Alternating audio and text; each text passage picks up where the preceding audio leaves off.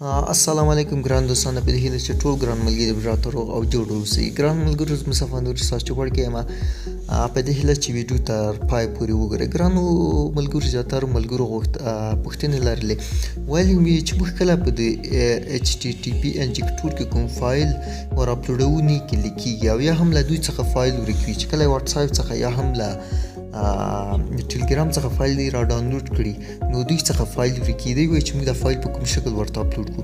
نو زه نن تاسو ته هغه طریقه ښایي، په دې هیله چې تر پایه یې وګورئ. نو مخکې له دې چې ویډیو درته شروع کړم، نو که تاسو زموږ چینل ته نوي یاست، پښتو ټي وي چینل ته نوي یاست، نو تاسو څخه غوښتنه همدا ده چې تاسو به لومړی دا چینل سبسکرایب کړئ.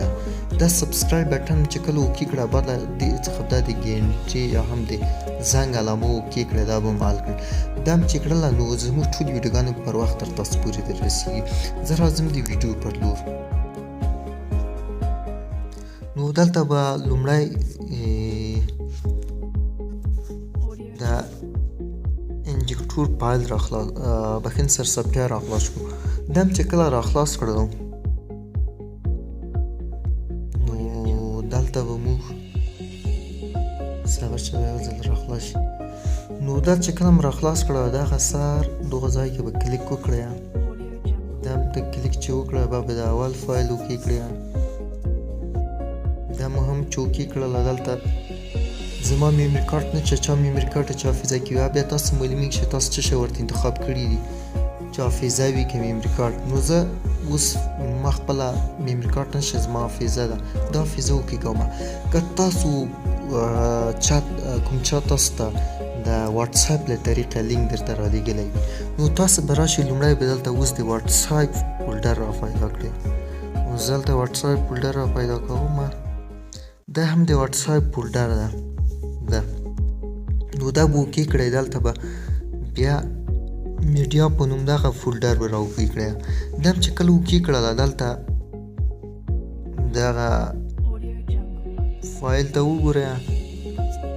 بخښنې سره تاسو دو ته وګوره، واتساپ اپ دا فایل هغه به اوکې کړه، فولډر به اوکې کړه. دو فولډر منځ کې ټول فایلونه شته دي، موجود به وي.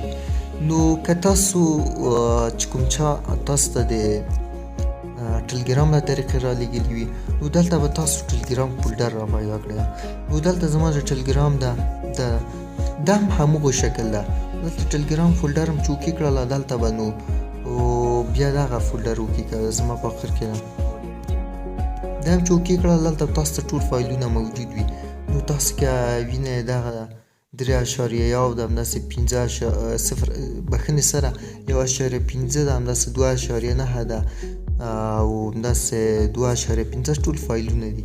نو زه چې دا هر یو انتخاب کړم، دا یو دانه مو اوکې کړله.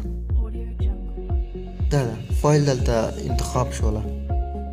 فایل چې انتخاب شوله، اوس دلته یو سټارټ بټن وهمه، خلاص فایل به سي، دا به د هغې سره کنیکټ شي. نو زیاتر ملګري وایي دا دروغ ده. دا دروغ نه ده، طریقه رښتیا ده. زه د خپله زیات وخت له دې څخه ګټه اخلم. نو که تاسو غواړئ چې فایلونه تاسو ته همیشه پر وخت در ورسېږي، نو له تاسو څخه به زه به تاسو ته ډسکریپشن کې د دغو ګروپ لینک کېږدم. دغه MTN فري انټرنټ، په دو کې زموږ سره زیات فایلونه دي. او تاسې کتلی هم شئ، زه دلته ګورم، په دو کې اوس دومره فایلونه موږ راچولي دي. دا ټول فایلونه په دو کې وشته دي. نو تاسو کولی شئ د همدغې له طریقه تاسو ته پر وخت فایلونه در ورسېږي. نو زه به تاسو د دې ګروپ لینک په ډسکریپشن کې پرېږدم. نو په دې هیله که ویډیو مو خوښه شي، ویډیو ته ضروري لایک ورکړئ، او که څه شو په اړه پوښتنه لرئ، نو کولی شئ موږ سره کومنټ کې شریکه کړئ. نو تر بلې ویډیو په خدای سپارم، ښه وخت درته غواړم. د خدای په امان.